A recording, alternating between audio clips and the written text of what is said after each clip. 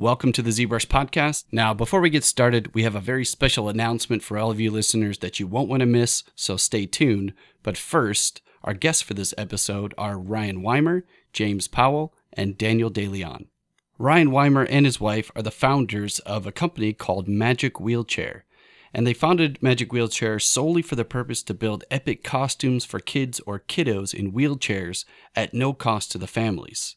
James Powell is the vice president at Monster City Studios Incorporated, which is a full-service design and fabrication company, and they're responsible for creating life-size assets for theme parks, museums, and all kinds of attractions and events. And Daniel De León is a professional 3D artist in Los Angeles who specializes in 3D design, as well as 3D printing and rapid prototyping.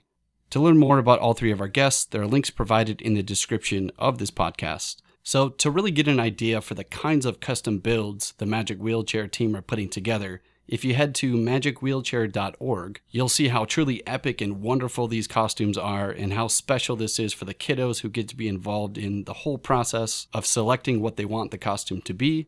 And there's everything from Fluffy, the three-headed dog from Harry Potter, the Demogorgon from Stranger Things, Toothless from How to Train Your Dragon, and the focus of this particular episode is a Jurassic Park raptor. We wanted to find out more about how Ryan, James, and Daniel collaborated to create this particular custom build of a Jurassic Park dinosaur. We discovered that the Magic Wheelchair team were preparing to launch a big project that involved 6 other professional build teams in the special effects world to create 6 epic Star Wars themed costumes for 6 epic kiddos, which will be unveiled at San Diego Comic-Con this year in 2018. Now, the Magic Wheelchair team is in need of one more costume build to be unveiled at Comic-Con this year for one of these kiddos, so we decided this would be a great opportunity to host an official ZBrush Central contest to create one more epic costume. So as of today, we are officially announcing a ZBrush Central Community Contest to help the Magic Wheelchair team, where all of you creative ZBrushers will have a chance to compete and in ZBrush build a Star Wars themed wheelchair costume that will then be constructed and unveiled with all of these other costumes at San Diego Comic-Con. The date's unconfirmed at this time, but it will be happening over the course of that weekend. So us at Pixologic and the Magic Wheelchair team are putting a call out to join our ZBrush Central contest and use your ZBrush skills to help change these kiddos' lives. As this custom build is going to need to be built with proper measurements and certain specifications in ZBrush, there will be rules and guidelines you'll need to follow, as well as completing your build with a strict deadline to complete the ZBrush asset, which will then be passed off to makeup effects, prosthetics, and specialty costumes artist Frank Ippolito. So the winner of the ZBrush Central contest will be teaming up with Frank, who's going to be bringing the selected winner's ZBrush build to life. And on top of all this, the selected winner of the ZBrush Central contest will be included as the 7th builder amongst the other 6 epic build teams, which include an incredible all-star cast of cosplay and professional artists who've been working in these industries or currently work in these industries, which include the Monster City Studios team, Rick Lazzarini and Tim Baker, Michael McMaster and Gordon Tarplay working together on one team, Tom Spina, Fawn Davis, and Adam Savage. And of course, we had to get involved, so those of us on the Pixologic team will be working to create our own build. And the contest will start on Monday, April 30th. So for more information on this and how to submit, we'll be releasing all this information on April 30th at ZBrushCentral.com and Pixologic.com. If you're interested in submitting, be sure to sign up at ZBrushCentral.com, as this will be a requirement for any ZBrush artists who would like to apply. And one more quick mention, the Magic Wheelchair team can't stress enough the support they need for this. They will be running a Kickstarter campaign soon, so please follow Magic Wheelchair and visit their site at magicwheelchair.org, and also follow them on Twitter at Magic Wheelchair. So that about covers it. Let's get right to the episode with our guests Ryan Weimer, James Powell, and Daniel De León.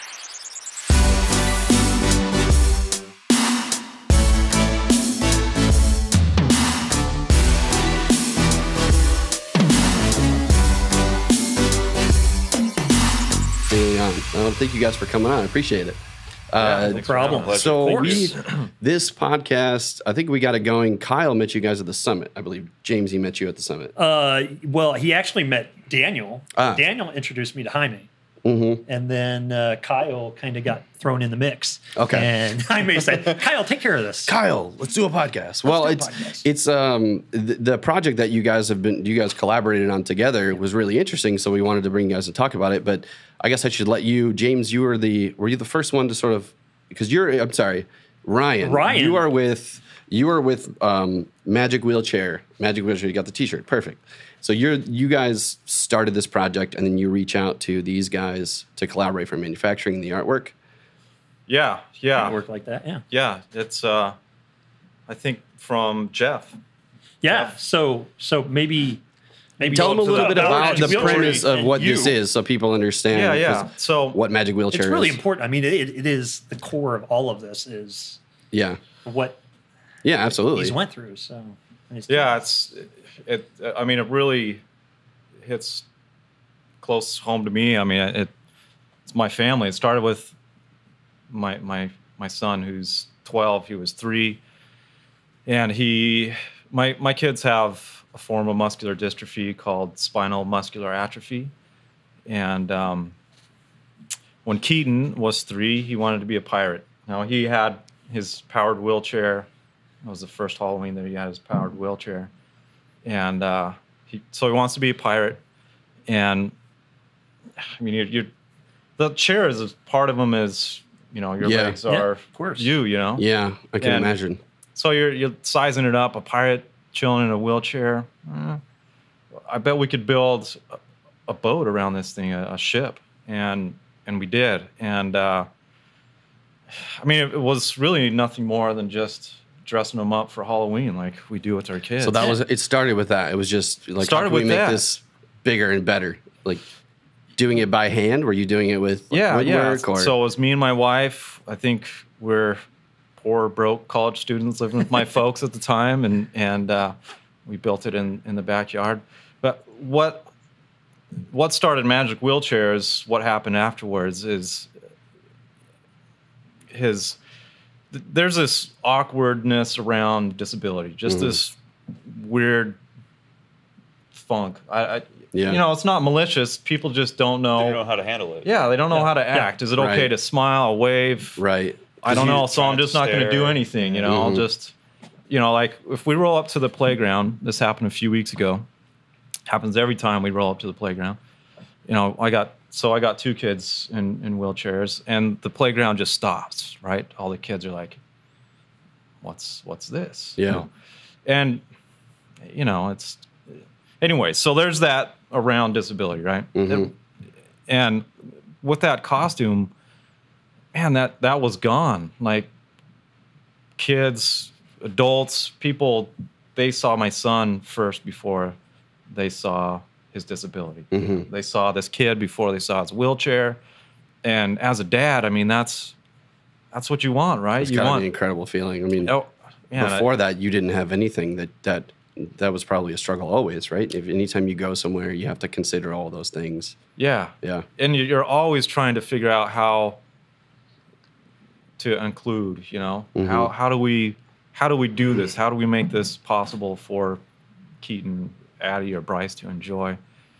And I mean, this is like ultimate inclusion factor. I mean, you just roll up on scene, you got this pirate ship, and it's, I mean, they were like swarming them. And what's cool about it too is, then that barrier's gone. So kids come up to him, they start talking and realize that, oh, well, he's a kid. He's just a regular kid. Yeah. So next time I see a kid in a wheelchair, I can say hi. Yeah. It doesn't have to be awkward. Yeah. And it was just a beautiful, beautiful experience for us.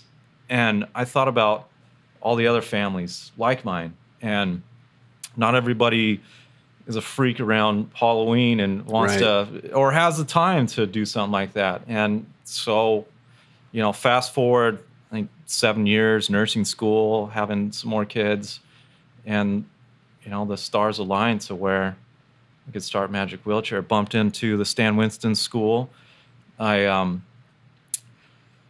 built Toothless. So Keaton, every year, the question, what do you want to be for Halloween? Oh, by the way, guys, I can chat your No, keep going. So, I think this is a really important, because this is part of the story that I know nothing about. So I think it's important for people to understand the inception to where you've got to now with this particular project. Don't worry. The origin story. Yeah. So, every year it's, what do you want to be, bud? And it's like, holy crap, how am I going to build that, And I mean, it gets more complicated every year. Yeah, you're like, I mean, we can do that. Options. You're like, obviously, you're gonna say yes. Sure. Toothless. Yeah, absolutely. Sure. I mean, your background is because what is your background as far as manufacturing, like all this artistry and artisan handwork that you'd have to do? Were you prepared for these things, or did you learn some new skills through this process? Yeah, I just keep learning. I mean, it's like creating or art. It's I mean, you could take a class and that gets you going, and then it's just learning along the way and learning from other people. That Stan Winston School was huge for me. I mean so Toothless is where the Stan Winston School comes in. So can you guys pull up the website? The link should be up there so people can see exactly what you're talking about. Toothless, I think, is on the main page. Yeah, on our Facebook or our website. Yeah.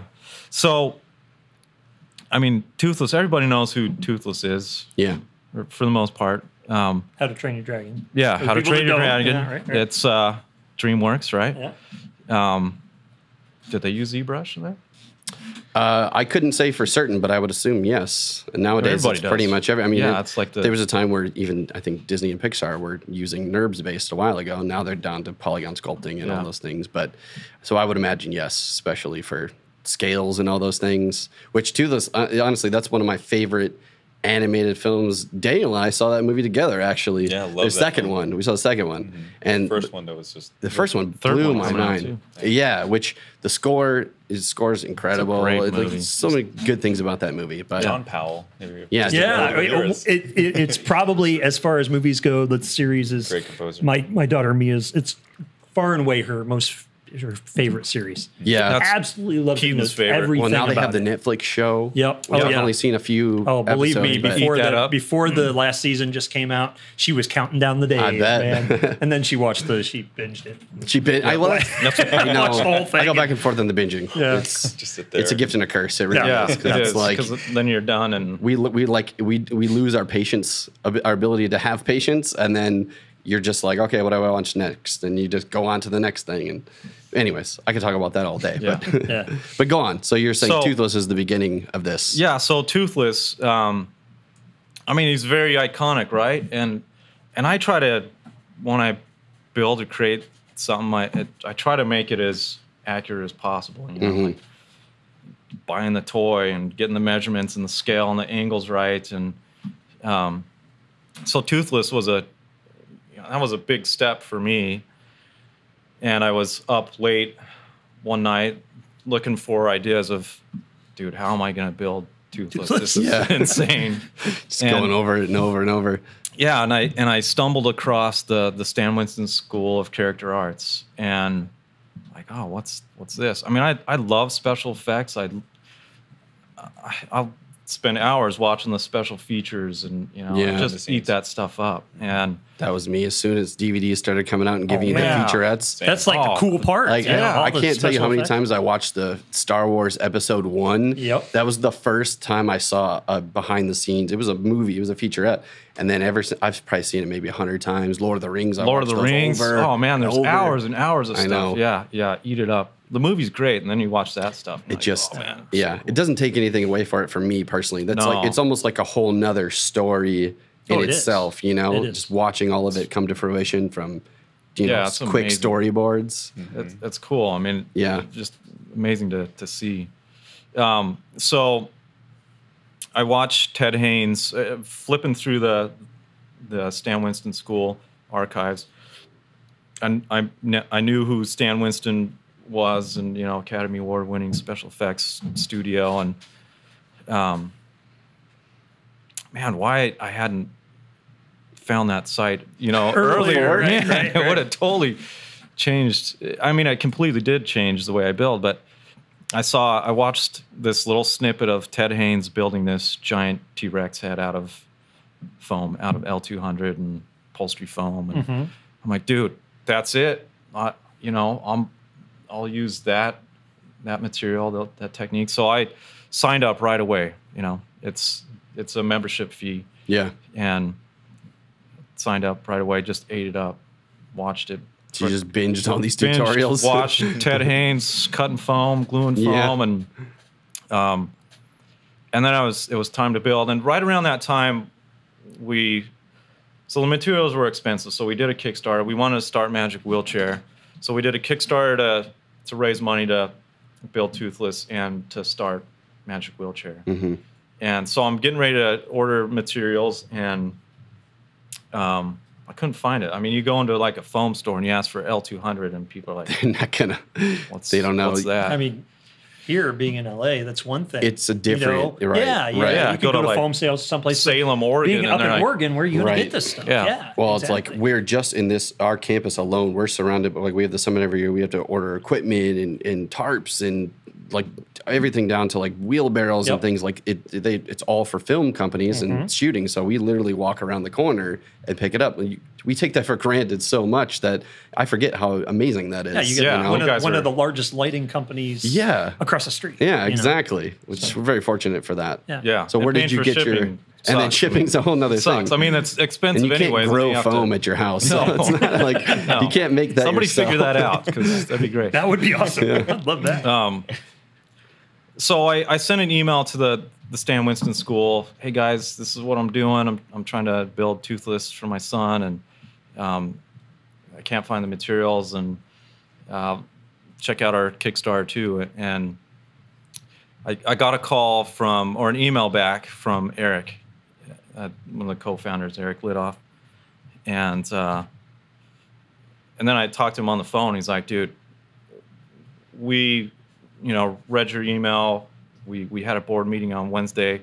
People are like getting choked up and about what you're doing, and they've been on board ever since. And so I think the goal was $1,500. We made $6,500 that next year. So we were able to start Magic Wheelchair. We did another Kickstarter to raise money to build some costumes. Our first year, we wanted to build 5 costumes. And just local in Oregon. Wanted to make sure that people would get behind it and that we can make it work. And that's where we ran into Jeff. Yeah. And I think Jeff met us through the Stan Winston School. So the Stan Winston School, I mean, they love Magic Wheelchair. Matt and Eric, the whole crew, they do some amazing things for us. Their social media outreach is huge. That's awesome. That's good. Yeah. Just getting the word out, getting volunteers. I mean, like I said, Jeff Watamura. Maybe really quickly. We're at Monster City Studios. We're up in Central California. We're 4 hours away from LA. Yeah. Right. But Jeff Watamura, who built with Magic Wheelchair the first year, is 20 miles away from us. Oh, okay. And he actually came up that first year to our company. We had different leadership then. He came up and asked if we'd help out. Well, it didn't quite work out. But it was going to work out, but it was like $3,500. Yeah, it was really. Right? It's So needless to say, I won't ask. I won't don't even ask. I don't want to talk about that. But Jeff actually was doing. He teaches at a media arts school where they learn ZBrush and where they learn, just media arts, stop motion and sculpture and things like that. Right. It's a high school, and this whole track in this high school is all like something you'd find here in LA. It's an art. It's a high school. It's a high school, but they have this whole kind of media track, which is unlike anything that I've ever seen, and I'm in the industry. That needs to be happening everywhere. Oh my God. It's crazy. I wish our studio was a little bit closer to them because we would totally, go in and teach. Oh yeah. It's amazing. But they came and they brought their class, one of their, I believe it was 9th or 10th grade. They brought in to our studio to do a tour. And Jeff was there, and I had met him one time, but I didn't really remember him. And he said, hey, we're working on this Magic Wheelchair thing. Well, in the past few years, they've gotten some pretty decent media coverage and kind of a couple viral videos and things like that. So I was much more familiar with it. Yeah. And man, I looked at the president. I'm vice president of the company. I looked at Laura, our president, and Andy, our art director, and I said, "Man, we got to help these guys out." And we just immediately So you guys said, immediately jumped on board. absolutely, whatever they need. If you guys want to come here and build, if whatever you need, and all they needed was hard coating on there. They sculpted everything out of foam. Oh, okay. And they needed hard coating for the San Diego Comic-Con for 2017. Aqua Girl. Yeah, Aqua Girl. So what were was the amazing. first 5 designs that you wanted to do? Did you know, or did you? So and that was year one. That was year one. That was Aqua Girl was year 2. So this is going into our third year. Yeah. Okay. So the way it works is the kids come up with the idea, right? So That's awesome. I was going to ask you that. I wondered how much, like, working with the kids, I would imagine probably is more beneficial for the entire experience, because it's their thing. It might as well be their legs, at that point where it's their body in that way. Yeah, So, it's their imagination. Yeah. And they come up with the idea. So I think that first year we built 7. So we had, and I wanted to get local builders, but I couldn't get enough. We had 5 local kids. We had a team up in Seattle. We had Jeff down in Vasilia. And these are just people that donate their time. Yeah, They go on all the website volunteers. and say, I want to sign up. Well, that's incredible. And I'd love to build. Yeah. And they don't, we're professional builders. Yeah. But most everybody, they're just these guys at home and ladies and hobbyists and girls others at that home. are- Garage monkeys Yeah, is- Yeah. exactly. Yeah. And they just want to help somehow. Yeah. That's incredible. So Yeah, That's a that's beautiful awesome thing. because it takes a lot of time, Oh, unless yeah. you're it does. unless- Even for us, and our builds have been relatively fast, but it takes. that's 'cause- It's not this. Hey, we're going to do it in a day. If you want to do it right and you want to do a really good project, it takes time. Yeah. What would Luckily, you we say have the is resources to. right? And you guys are more than equipped for those things, because you've already been doing Sure, those of kinds of course. things Absolutely. professionally. And so, Yeah. what is the average time that it takes for you guys to go through and complete one design? well, How many It probably days have you been var- up? it We're right varies before Halloween depending. right now, so yeah. Right. so I got a couple hours of sleep last night, you? and then I talked to A half hour on the last plane. night. I build miniatures, and I talked to. Oh, okay. While I'm doing the miniatures, I'm talking to Ryan. Skyping or- Said, "Man, how you doing? Yeah, I might get a we're little bit good." of sleep. I wish I had another set of hands. or Yeah. 8 days in a week instead of Yeah, more time. time.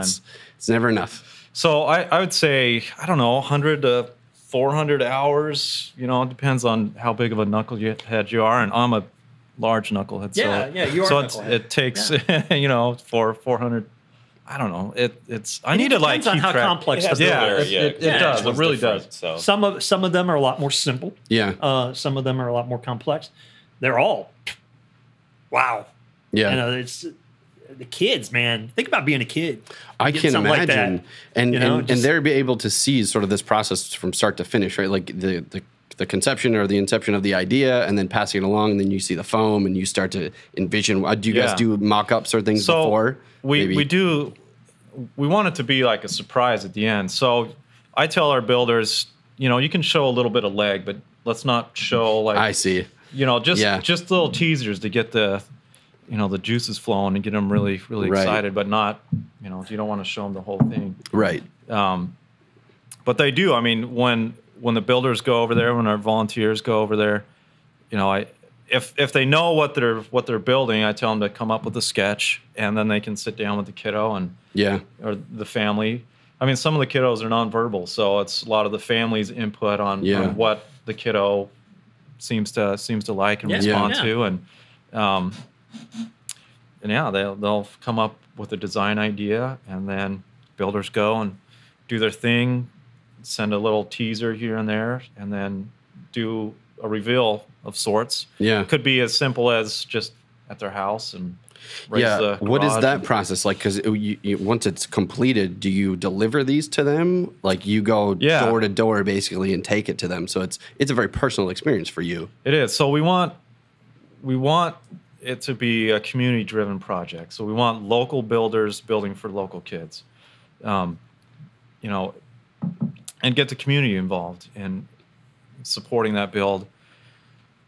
I mean, that builds awareness in the community. The community can get behind something, and I mean, dude, it's really a beautiful thing. I mean, it goes deeper than just that smile that you see on the face. I mean, believe me, I've experienced it with my own kids. I mean, that's what started Magic Wheelchairs. That experience that I had as a dad, to see people seeing my kid.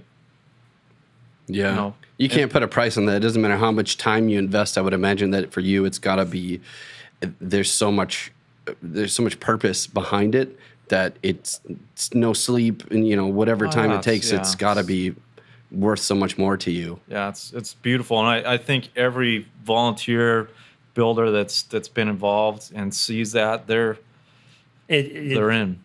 And but even you not being at the reveal, you were able to see like just in the video. So for Daniel's part in this process, you guys are being on year 3. I believe you guys are working. You guys completed a Raptor version of this. Do we have? We did. Yeah. Yeah. I guess one thing you didn't touch on yet, and I don't know. Fire away. No, it's why you're driven to do this. You have 2 sons, obviously in wheelchairs. Yeah. So, but when I look back, I keep thinking about your daughter, and I know it's touchy, and I don't want to. But that's what I feel like. A lot of people out there, they need that. They need to know that, because it's really important. And why you wanted? I mean, Magic Wheelchair wants to do this for every kid in a chair. Yeah. And there's reasons for that. Right. And like we talked about this off air before you got here, Ryan, and there's that greater purpose, applying these skills to something that has meaning, and something that I see, especially with, the industry, is that a lot of talented people invest this time and energy into things that, not to say that they aren't important, aren't great, but this is something that I think is on a much more elevated place, that you're giving back to people that you cannot put a price on it, and it's emotionally connected to the people that you work with. In this, I mean, it kind of gets me emotional too, because and I mean, I've only known Ryan for 6 months, something like that, but well, I imagine for you, James, and honestly, I don't want to say, but some of these kids aren't always going to be around, right? It's like the sense of urgency for us to. So go ahead and go ahead. Part of that is, when you have a shorter amount of time with your kids, you want to cram as much epic memories as you can. Yeah. For them and for you when they're gone. And this is a vehicle to help do that. I mean, you really create some pretty phenomenal, epic memories for these kiddos and their families. Yeah. And the impacts are large. I mean, we had a girl. She's like the unofficial. We need to just make her the official poster child of Magic Wheelchair. Her name's Cassie. She loves cosplay and Arrow, and she loves going to the cons and meeting all the celebs. And she was struggling with some health issues and some emotional issues. And this Magic Wheelchair has helped her to come out of the shell. And her doctor's like, we don't know what you guys are doing, but whatever you're doing, just keep doing it. Yeah. And she comes anytime we're at a con. She comes and she, cruises around in her costume, Green Arrow trike, and that's awesome. What's cool about it, and what you were, and bringing Daniel and like what you said, there's all these talented people. There's people that can give what they're passionate about into something that does something amazing for someone else. Yeah. And that's one of my favorite things about Magic Wheelchair is James and Daniel, and bringing these guys to this table of doing something it's pretty amazing. It's something I do not hear these kinds of collaborations and projects happening very often, especially for a cause like this. And what I think is so beautiful about it is that there is that like sort of looming fear, always having to consider that, you know, some of these kids, you know, they're struggling and there might be a timestamp on this life that they have. But what you're doing is it's going beyond that.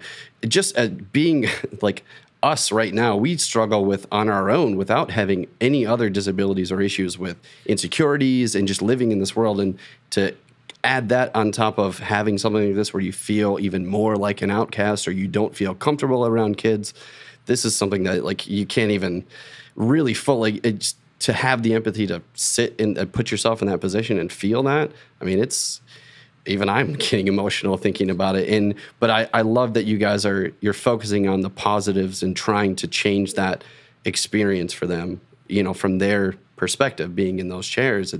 They can't get away from it. So you're kind of like, you're giving them like a shell. It's like an Iron Man suit in a way. It is.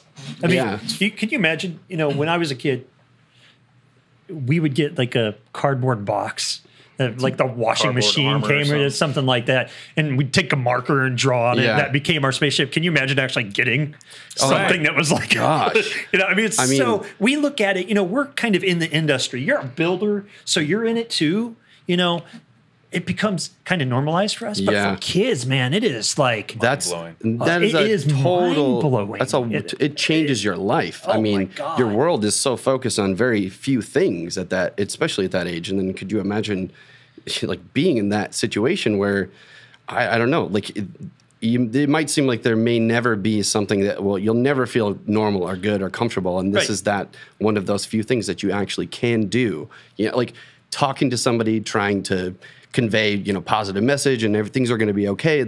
That's fine. But there's something about a physical thing or something that changes you. It's like when you get a new toy, like I remember that feeling. It's just like everything changes. It's a total 180. Plus it's, you know, for these kids, it's, dude, what do you want us to build? You know, what? Oh yeah. And they get to, and here's your spaceship, man. You know, you get this toy. Here's your exactly what you want, and you get to say what you want. There's not many people in the world that get to say they can sort of pick and choose. Like I want to make that, and like it's beautiful. It's amazing. Cool. Son this year, he actually drew. Yeah, what he's getting. He designed. I was going to ask if they do sketches or anything like that. Yeah, so some of them. Well, I mean, it's funny. So the spread of like costumes is amazing. I mean, it's the spread of a kid's imagination, right? So we're building like a wooden shoe, you know, from like Holland to which is one of the costumes. That was one of them? Oh, that's awesome. A clog. A clog? Yeah, a clog. Yeah, it's very cool. Yeah, right? Random. That makes really But hey, that's what the kid wants. Yeah, and a drum set. This kid wants a drum set. Last year was that's really cool. Kid wanted to be a chef, so they built this chef's kitchen. Oh, that's incredible. This picture of him, he's got the biggest smile on his face, and you're like, dude, that's what it's all about. Right there. So we can introduce for Daniel's part. I wanted to talk quickly about that. I believe the kid's name was Adrian, correct? Yeah, Adrian. Okay. Yeah. So this was City. Adrian from Salt Lake City. This was. Was it an actual raptor that it ended up? So you reached out to, I believe, from what I understand, you reached out to Ironclad Studios at Justin Goby Fields to see if they had a dinosaur model or something to go off of that you could use. Yep, and then exactly right. You got connected with Daniel, who's made a few different iterations of. So you've got Dan. You go ahead and talk about Raptor because. Yeah, so I guess it started out with I got a call. Funnily enough, it was everything. Go ahead. No, it was frantic. And so this is like a rush. It was a rush. It was a 911. I'll tell the backstory really quick, and then please. So go for it. Ryan calls me and said, "Dude, I got an issue." Okay, how you doing, man? I just like how how you doing? Well, not so good. And as soon as I heard that, I'm like, oh god. Well, we got some new builders. And they took on a project, and it's just kind of gotten away from them. Yeah. And we may not be able to do a presentation for the Salt Lake Comic-Con for 2017. We're going to have one reveal, and that's a huge Comic-Con. Right? Yeah. We're going to have one reveal, and man, I'm like, dude, just tell me what you want. Dude, just spit it out. I'm just like, spit it out. Well, he really, I got this kiddo, and he really likes Jurassic World. You think he could do something? And immediately I was like, yep, No problem. I didn't even You just go, ask yes. my cohorts. I mean, and I called them up and I said, hey, Ryan from Magic Wheelchair called. They need a build and they need it fast. 9 days. By the time we got it going, we had like 4 days to do it, 5 days, something like that.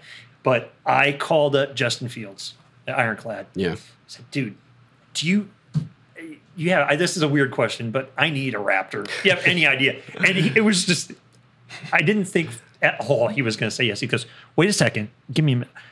Yeah, I think I can help you with that. Give me a half an hour. I'm like, okay. And then next thing I know, he's like, all right. And I had thought he had called Daniel and asked Daniel, who happened to have a model, if we could use it. Well, he hadn't got around to it yet, but he gave me Daniel's phone number. So I called Daniel, but hey, Daniel, so you got this Raptor model and we're going to use it for a wheelchair costume. And he's like, yeah, okay, that's fine. And he took it completely in stride, like, yeah, man, no problem. Just don't make them and sell them. But hey, I'm good. So yeah, I get this. awesome. I get this call from James, and it was just sort of out of the blue. I was actually just wrapping up my class for Noman about 3D printing. I was literally on the last day of finishing up all that work, so I had some time to pay attention to something else, And then you mentioned Justin, and then it's after your call, and we have this initial quick back and forth. Then I get a call or an email or a call from Justin saying, "Hey, man, so I gave your name to I already know, actually. Thank you." He was like, "Wow, that was fast." And I was like, "Hey, well, I guess they're really in a rush." So I understand. Right. So as long as as soon as we hashed everything out, then I was like, oh, "Okay, let me Google quickly," because I've heard Magic Wheelchair because I have I have a great but ironic interconnection between all three of us in a sense. Yeah. So I guess just to give a quick backstory here, I moved to LA about 3.5 years ago, and it was actually a connection between four of us, I should say, because Saul and I used to be roommates, which we'll get into probably another time. We met at the 3D Printing World Expo in 2000 and, oh goodness, I don't even know. What was it, 12? Maybe. 11? Something like that? Yeah. Which I don't think it may not be happening anymore. Yeah. Like two of them, I think. Yeah. So there's a crazy connection between all of us here. That's crazy. But small world. Well, this industry in general, like these mixtures of industries, are very small. In that way, it's like small circles of people that are sort of, well, I guess it's small in the sense of the people that you know of. Because there's plenty that you don't. I mean, me just finding out about this is sort of in our wheelhouse of manufacturing, but it's incredible to hear that there's these things happening. So sorry, go on. No, it's fine. Yeah. So I moved back a while ago, but right before I moved here, I was working for a couple different companies. I guess it started with, again, an interconnection between Pixologic. I was working with Ryan Kingsling, who used to be here years ago. Him and William Detry were working on ZBrushWorkshops.com, which was an online training school, essentially, that Ryan and Will would work together to teach people ZBrush. So after my second course with them, they were like, Will really pushed me and was like, Daniel should work with us because he picked it up so quickly and he loves it. He's like, do you want to help us teach it? And I was like, hell yeah. So facilitate a lot of it, but also learn. And that's how I got to become good friends with Paul and Paul Gabriel and a bunch of other people. And I was privy to be able to learn from all the best in the world too, through that school. Wow. So it was a really kind of this like perfect storm of opportunity met preparation, I guess. So that quickly rose my skills up in ZBrush fast and networked a lot more.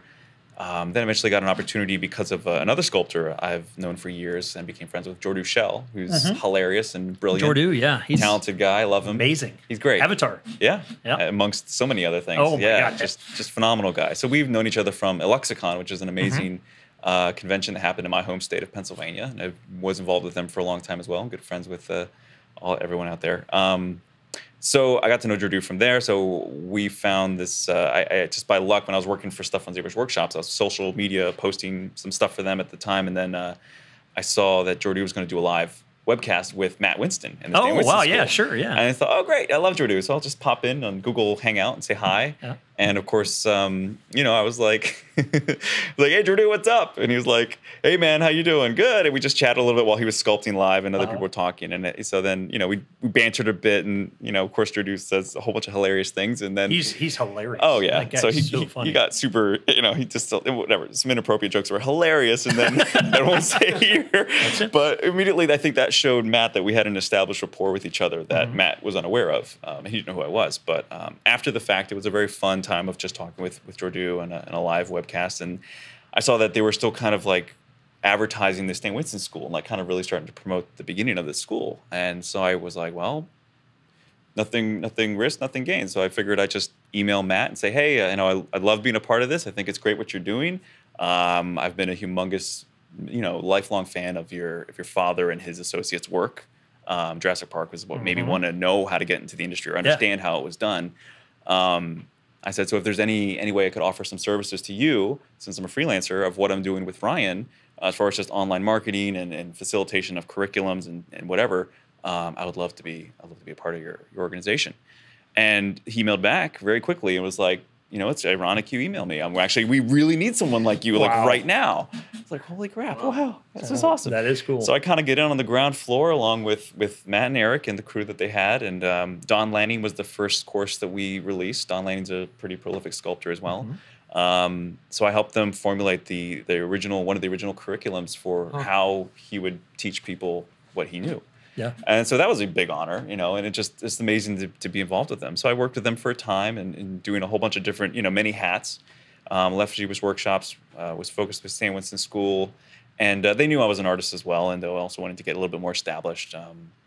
So I got an opportunity to work then with Sight and Sound, which is a big biblical-oriented stage production company in Lancaster, Pennsylvania, where I was from.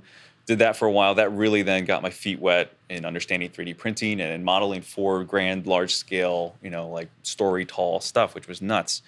So that's where we went from 3D prints to actual then seeing scenes, which is exactly the same stuff we were doing here. Exactly. So there's this crazy interplay of my past and my current present. So it's almost serendipitous in that way. Like it sort of comes into, because I thought about that, and you guys do so much CNC, and I remember you telling me stories about Sight and Sound. It's so much of that, sort of ZBrush to large scale builds that it's a perfect kind of fruition of all these things that happen. So then, anyway, flash forward after that, I spent about a year or so there. Then it was like, all right, well, I reached my peak here. It was great. I learned a ton. And I had already been networking. That was the thing, that job afforded me the luxury to be able to fly out here on weekends. Not any weekend, of course, but like when there were big events, like different conventions, whether it was like SIGGRAPH or other things, and the generosity of ZBrush or Pixologic, offering then if you signed up with you guys or whatever, registered with Pixologic, they would say you can attend as an attendee SIGGRAPH. That was like one of my first SIGGRAPHs was when I was working with, I think it was right in between my transition, and so I was either with Ryan or that was after Sight and Sound. But anyway, I'd fly out and network and meet you guys. We had the biggest, best booth at SIGGRAPH. I remember seeing you at CTN, all tons of conventions and all that stuff. We're very fortunate in LA, of course, to have so much of those things. So I knew that it was like, money well spent. So I'd fly out here and network, and so that's how we got to know Saul, and that's where we wound up becoming roommates after that. So that was how I got out to LA, I guess, and that was my connection then with Matt, and so we stayed friends, and Eric, of course, and that's when we were roommates. Is when I was finalizing one of my first Raptor prints, I think, ever. And that's the little model here was this bigger. It was originally bigger, but I scaled it down for people who wanted to get little ones. But that came about again as a collaboration from Matt and John. Can't think of his last name right now, but John works with them as well. One of their key guys there. Sorry, I forget his name. John Ailes. Yes, thank you. Thank you. Sorry, John Ailes. But they were doing some Jurassic June social media posts, like right around the time I was about to leave, completely leave, I guess, working with them. They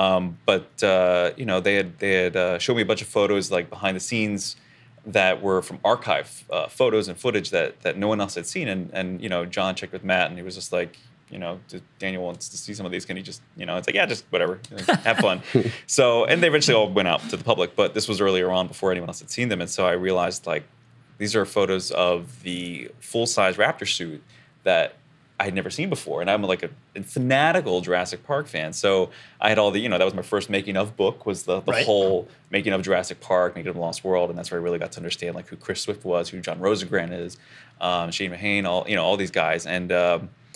And that's where I was like, wow, these are photos that are really useful because they're a gray model, a full size of the Raptor suit. And so Horizon models, which I guess they're non-existent, they made molds of the maquettes that were originally from the original Jurassic Park maquettes. But when you have a maquette, that's a reference for your bigger scale model. Sure. So things change, proportions change. And so people had bought those models, but no one had ever made a 1/6 scale Raptor that was as possibly accurate to screen as could be done.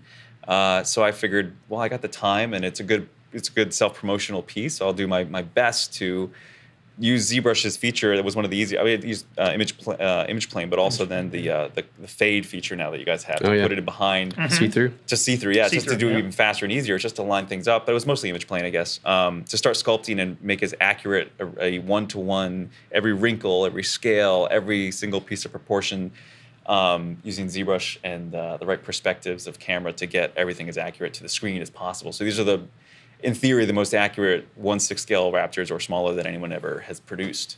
And it got noted by, I've always worked a lot with Wacom, the tablet company as well. And so they've offered me a lot of passes to different shows to demo for live demonstrations of ZBrush. And so one year I was at, I think it was 2015, I was at SIGGRAPH demoing for them on their screen. And this gentleman walks by, and he's rather tall, and he takes note of the Raptors on the desk as I'm working on here, and he sees one of these prints, and he was like, "Oh my God, like, who are you? Where did this come from?" Because he recognized how accurate they were, and I'm like, "Oh, my name's Daniel, whatever. I'm a 3D artist. I'm living here in LA." He's like, "Where'd you get these?" I'm like, "I made them." He's like, "No way." He's like, and then he's, "Hi, my name is Glenn McIntosh. I work at ILM. I'm the senior visual effects supervisor over there." And he's like, "I've worked on Jurassic World. We're about to do a talk on it later today." So we get to chatting, nerding out over dinosaurs and our love for Jurassic Park. And he's like, "Can I take this up on stage with me? I'm about to do this big talk, and this is the perfect example of what." He's like, "No, I'm going to bring it back. I promise. Like, it's not for sure. I'll be back in a couple hours." Yeah. So Glenn and I'm sure you said no. Of course, I was like, "Oh my God, I'm overwhelmed. I'm honored. Please." It is like, "Yeah, please come to the talk." And so they had this neutral posed Raptor in white and 1/6 scale up on stage with him and Tim Alexander and a few other gentlemen, and they went to go and do a huge talk in the behind the scenes, and they had a physical prop that they used from me, which was nuts. Oh, that's cool. And then, of course, people were asking, "Where'd you get this? Is that ILM's work?" And they're like, "No." He's like, "This gentleman here." And so Glenn and I became really good friends, and then he commissioned me to do a bunch of other versions and Raptors and whatnot. He's like bought a bunch off of me just privately and used them as maquettes, even presented some to Jay Bayona for the new Jurassic World. So it's really become an official, unofficial piece of the whole pie for the next film, and Glenn. I think it's really fascinating all the connections to just this one sculpt has you to. I mean, from that to kind of ridiculous. Magic Wheelchair, which is incredible. Actually, it's amazing because here you're working with Eric and Matt, and they're on the board of directors of Magic Wheelchair. Yeah, that's what I mean. It's almost meant to be. So weird how it is. Yeah. It does seem like that. Doesn't it? It does. Yeah. So, and I didn't know you from Adam. I just called you and out of the blue, but to have that connection, it's incredible. It really is. Yeah, getting the best you can give, which is I was more than happy. But especially when knowing the cause, I was like, hell yeah, this is. And the other crazy interconnection that and maybe you guys don't, I left medicine to go into the arts. Yeah. Oh, wow. So I was bio-pre-med in college. Oh, right. And we had mentioned that we had talked about that. Yeah, I worked in an ER for 2 years as an advanced tech, so doing everything except giving meds. So I've watched people of all ages pass away and have been there for everything.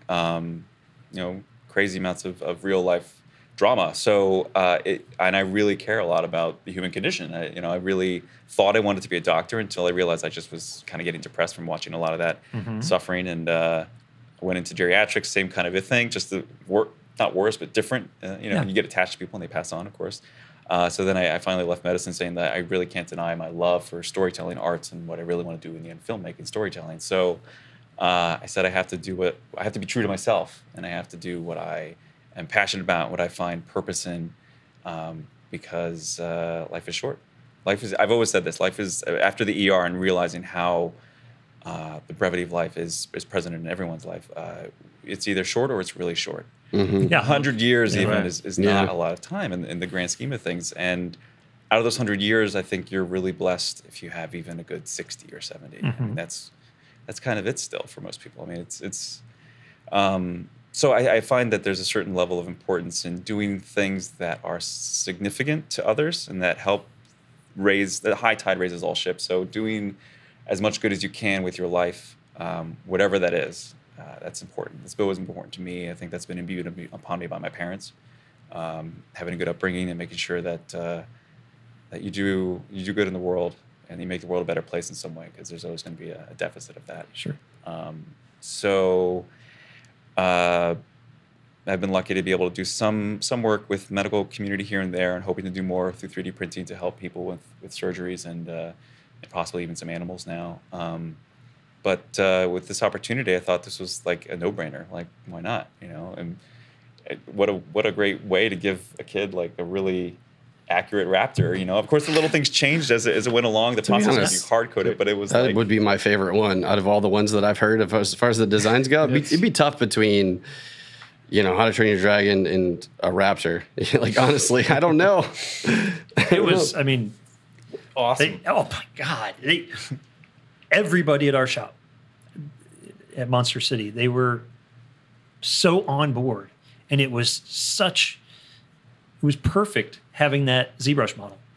Because we just put it on the CNC. Walk me through the process as far as, so you, like, Daniel, did you take the neutral posed one? Are you starting from that, or did you do a posed one? I guess I offered you the option, I think, right? Yeah, and I thought we wanted a little bit more dynamic kind of motion. Right, you mentioned something about running. Choice. This is the one we got, right? Yeah, it looks like exact. That's Great. So that's amazing. So he's sort of got this, like, are the arms in it? Did you have a photo of that one? Yeah, it's this exact. It's the exact same thing. Sculpt right there. So what we did was, you know, we only had a few days, but we wanted to get a little bit of motion in it. So we had Tim Baker, who is actually working at, we were talking about Jeff Wadamura earlier. Tim the Legend Baker. Tim the Legend Baker. Tim, there's a show that's been on YouTube.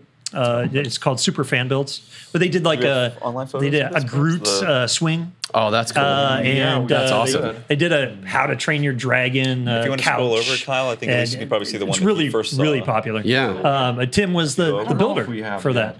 that. And but he happened to be, he was in an accident a couple years ago.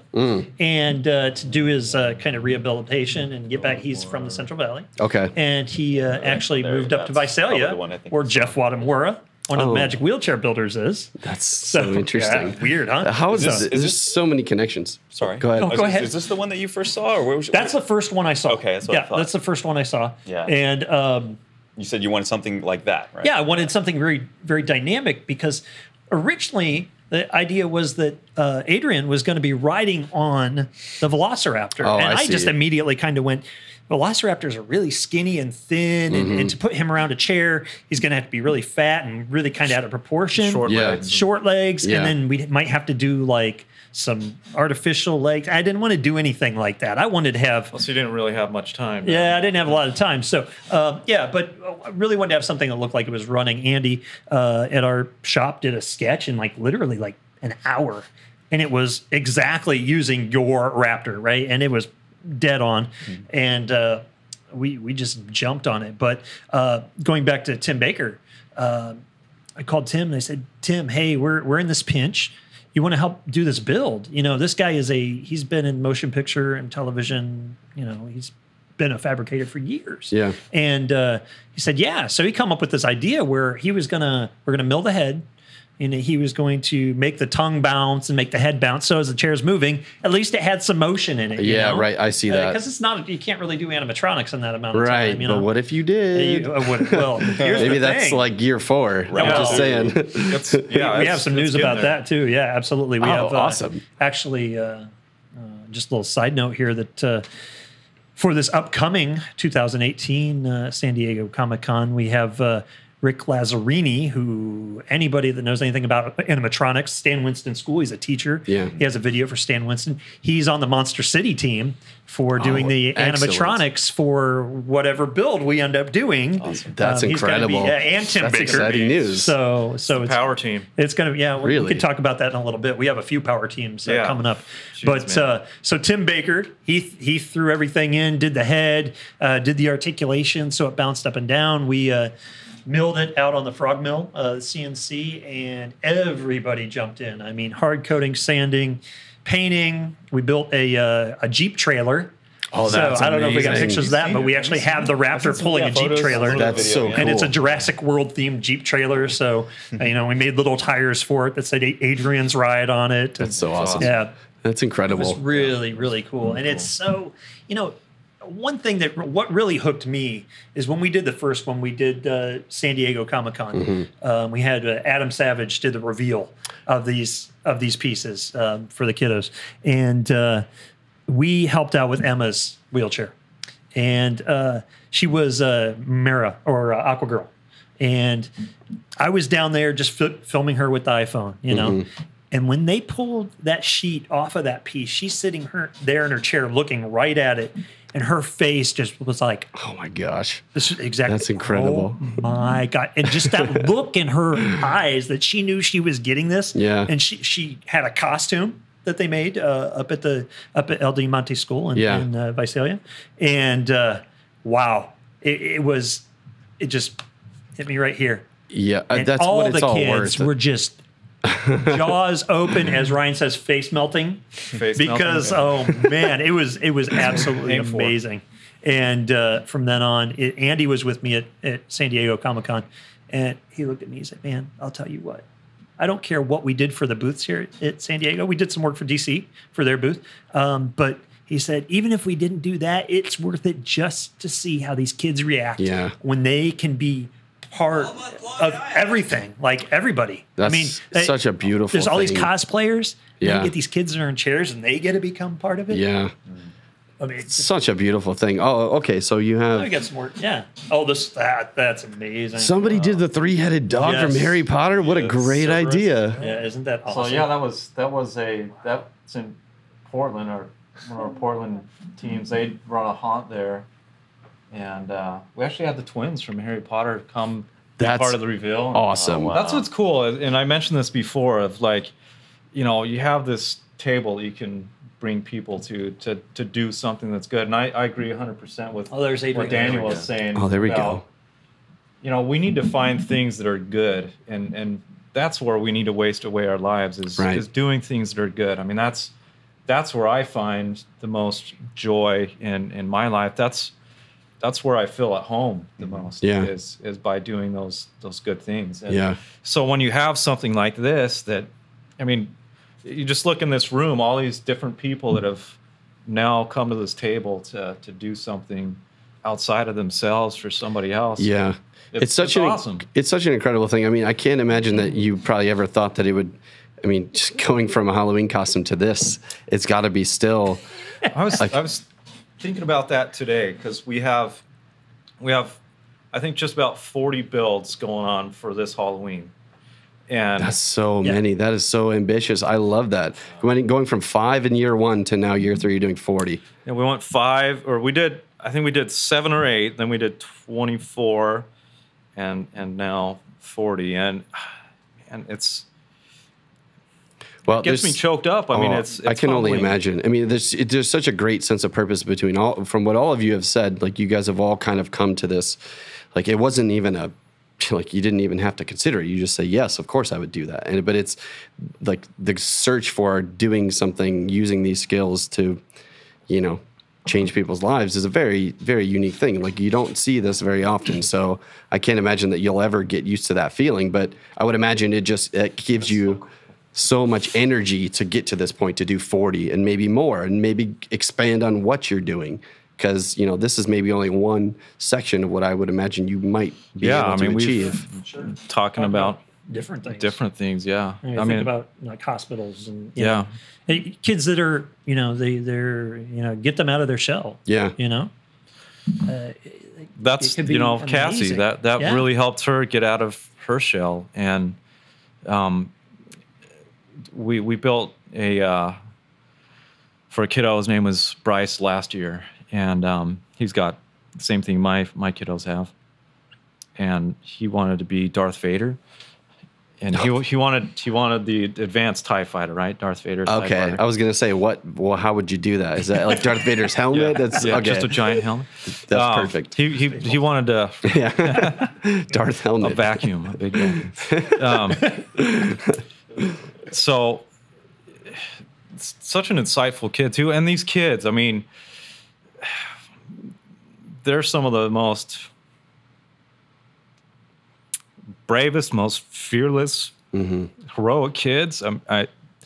They they just leave an impact on you, you know, and put things in perspective for you. I mean, you talked about it, you know, how rough life can be being able-bodied, you know, and then how much more of a challenge or a gap there is in society because of differences. You know? But so with Bryce, amazing kid. And it was funny when he told his mom, because again, we posed the question, hey dude, what do you want to be? Yeah. I want to be Darth Vader. His mom's like, why do you want to be Darth Vader? He's a bad guy. And he said, well, because Mom, he's the only bad guy that turns good, you know? Oh, that's And this kid is like 4 or 5, you know, which is like an emotionally intelligent kid. And like to be able to understand that's incredible. And he loved Star Wars. He loved it. His favorite show. Well, Make-A-Wish reached out to us, and that's what's cool too. You know, being able to be a resource for other organizations like Make-A-Wish, we love that. So he wanted to do this. His Make-A-Wish was to have this Star Wars party. You know, get some of the 501st cosplayers in there, and so one of the guys of the 501st, who was a wish granter too, then reached out to us to, hey, can you guys build a costume? We didn't have enough time we tried to get it done for the party, but too tight of a deadline. Yeah, it was too tight, but we tried. But we did get it done, and we gave it to him like the week after Rose City Comic Con. And long story short, so it's funny. So the Star Wars guys, you know, because you get choked up, and when you see the smiles on their face, and then the parents too, and guys are like, man, I'm sure glad I had my helmet on. They call them buckets, my bucket on, so nobody could see me get choked up. I'm like, that's what I need. I need a stormtrooper helmet, right? Because I get choked up. Well, I mean, you've seen it often, too often. But it's okay. Bryce probably doesn't help only getting 2 hours of sleep either. Bryce passed away a few months after his Make-A-Wish, and his mom called me up the next day and just wanted to express her gratitude that those last few months of his life were some of the best months of his life. And, you know, from his Make-A-Wish party to he had Darth Vader's TIE fighter sitting in his garage, you know, and I mean, we built it around him so that he's piloting it, you know, it's. Oh, there it is. That's it right there. Wow. That is marvelous. That's L200 right there. She said that he talked about that thing every day, wanted to go stare at it and fly it around the neighborhood. Yeah.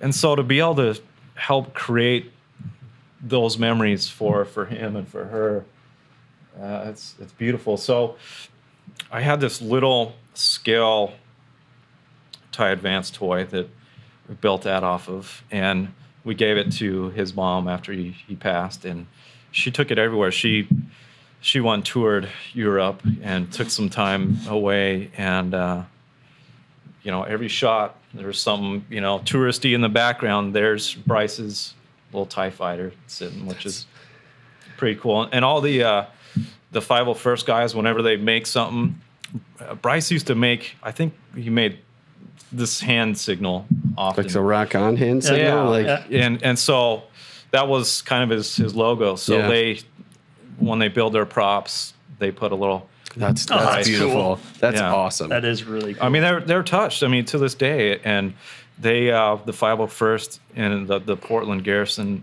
they're a huge supporter of Magic Wheelchair. Done fundraisers for us, and again, you know, just bringing more people to the table of doing good. What I think is so beautiful about this, number one, is that you guys are doing this individually. You're sort of tailoring these experiences individually for each kid. And it's very special where they're getting to choose and be involved in this, and it's the thing that they want, and it's very special to them. And then on top of that, you know, there's this struggle of dealing with the emotional roller coaster of having to go through these, you know, terrible, terrible losses is, you know, you'll never be able to get rid of that. But at the very least, you're creating these positive, great memories that at least will offer some sort of, you know, light to look back on these experiences, you know, for these kids. That's the most beautiful thing that you could ever do. You know, there's only so many things, and life can be very tough and very hard to deal with that stuff. So I can only imagine what that's like for you to go through that over and over and over. But at the very least, you know, take solace in the fact that you're creating these memories, these positive experiences. I think that's beautiful. Yeah, that's awesome. And, you know, get guys like Daniel who crafted something that a guy from a big head at ILM walks by and is impressed. I mean, essentially, we get the cream of the crop 3D artist to create something for... Yeah. And now... That's awesome. You know, so just cool. like look what's happened with. We had talked about right after Comic-Con 2017, San Diego, like, what are we going to do? You know, next year, you know, we need some teams. We really want to shine a big spotlight on Magic Wheelchair. How can we do that? Well, you know, Magic Wheelchair's had some people, some builders from Face Off, like Roy Woolley's done some, and Eric Fox did a build. Roy's doing a reveal this weekend, actually. Oh, is he? He's doing it? Yeah. So, but I said, well, you know, I know a few through channels, just like through Daniel, like some builders. And it just so happens that the builders I'm thinking about talking to have already been at one time talking to Ryan. So I'm going, hey, you know, text them Facebook going, hey, what do you guys think about doing Magic Wheelchair build? And meeting with these guys, and they're like, yeah, okay, we're going to do it. I said, but we want to do something maybe big for San Diego Comic-Con, you know, 2018. I go, so now we have, last week I was up at tested.com and talking to Norman. They're all, you know, they're in on it all the way. It's so cool to see so many talented people stepping up to the plate and it's offering amazing. to work with you guys. Like, that's incredible. Adam Savage said he wants to do a build for this, and then we got on camera. Reveal on camera. Cool. He's like, yeah, dude, I want to do it. I want to do it. And of course, he put us on the spot too. So yeah, we're going to do it. Yeah. But so we have Rick Lazzarini, we have Tim Baker on our build team. We got Fawn Davis. It wants to do one of Fonco, formerly at ILM. Then we have Mike McMaster and Gordon Tarpley. Gordon Tarpley is one of the only C-3PO cosplayers there are. Oh, yeah. Fantastic. He has incredible stuff. So good. Mike McMaster, Droid Builder, they're going to have a team. It's amazing. Like, everybody's coming together saying, yeah, I want to do a build, you know, for this project, whatever we end up doing. It's going to be... That's so cool. Oh, it's going to be so awesome. You can sign me up too. I'll do anything, whatever you want. We need the ZBrush build team, right? The Pixologic build team. Absolutely. No doubt. Okay, so as far as, you know, the future of these projects, what can we do to help? Like, as far as where people can go to sign up, whether it's donations or, you know, if you need artists and things, what's the best way to communicate with you guys? All of that, you know, we want to keep doing this. I mean, there's a need for it, you know? And it's just a unique, cool thing to be involved in. We're on Facebook, Magic Wheelchair, our website, magicwheelchair.org. You can volunteer through the website. There's a little volunteer tab. And put in there what you're interested in doing, what your skill sets are. And then there's donation through Facebook or the website. And we need help. I mean, we want to keep doing this, and we want to do it year round too. I mean, going back to, you know, feeling this sense of urgency, and that, you know, kids might not have till Halloween, and we'd like to build for them. The deadlines are very important to meet because of these, like, you never know. So that's one thing that, you know, I think is really important about Magic Wheelchair, is that when you sign up to do a build, you know, you got you're putting your heart into it because it has to get done. You know, I can't imagine there's nothing worse than a kid thinking they're going to get something and not get it. You know, so it's all about your heart, you know. And I'll tell you what, everybody seems to they're all about it. I mean, it's it's really neat seeing how everybody comes together Yeah. and seeing the reveal and what it does to these kids. Man, it's you know, we're at LA Comic-Con this week. That's one of the reasons Yeah. we're here. And you know, Magic Wheelchair is sharing a booth with For the Win Project. They do a very similar thing. They do movie trailers and they do movie posters for kids. Oh, right. For kids. And they've You were actually telling me about this earlier some today. of the same things, but it's all that. Here we are, us, you know, people that work with ZBrush or builders or in the entertainment industry. We can provide something that's very simple to us and it's everyday to us. Yeah. Just a little bit can provide. It's huge. Yeah. Makes huge difference to these kids, and when you can see that their reactions, it is absolutely some of the neatest feeling that you could possibly have. It's amazing. Yeah. No doubt. Well, it's an incredible thing, and whatever we can do to help, you know, all listeners, please, the page is up there right now. So go in, sign up, donate, apply if you're a 3D artist out there and you got some time. There's tons and tons of stuff. I mean, I'm sure you guys could always use the extra hands. I mean, everything from taking on a full build to, you know, getting 3D art. I mean, you were talking about it earlier where, you know, you didn't have to be in the same room to work on the same project. Right. You know, hey, can you craft this up, or do you have something like this? You send that file over to us. We can get it printed out. Yeah.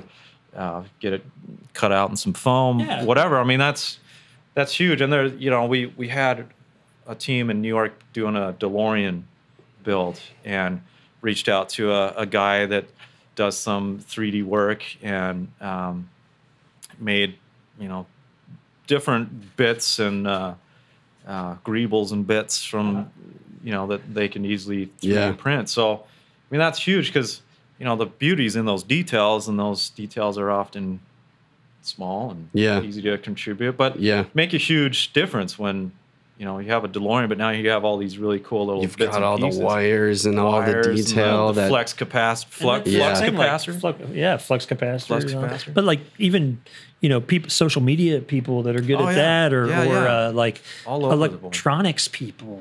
Electronics are huge too. Huge, because it's always kind of cool to add a couple little bells and whistles Right. to, you know, maybe lights or sound smoke. effects or People that are into that. You Absolutely. see it, and then you hear it, or you see some movement, and that's something that's, you know, we can throw in a box too. Like we can have a kit for, here's a light and sound kit, and we're gonna ship this out. You know, we do Arduinos or, you know, just doing that extra bell and whistle. And what's cool about that too is some of these kids can't interact in the world very much. Like my kids, they don't have a whole lot of muscle tone and strength, but you give them, you know, now they have this button and it makes this sound or it makes this thing move. I mean, they able to interact. Gives them in the accessibility that they don't normally have in that way, which is incredible. Well, I mean, I think that there's probably all kinds of things that could be added to that experience, and the more creative people that are involved, I think the more you're going to be able to hone in this craft and